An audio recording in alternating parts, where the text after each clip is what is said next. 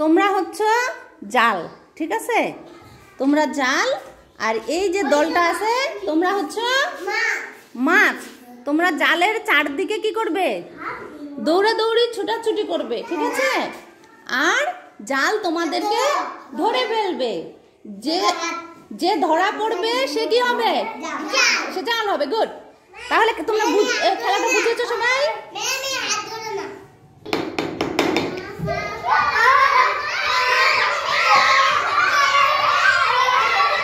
দৌড়াও।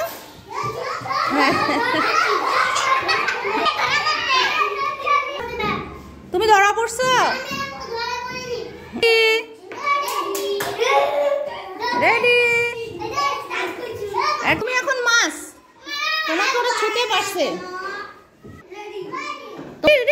রেডি? কয়জন আছে? রেডি?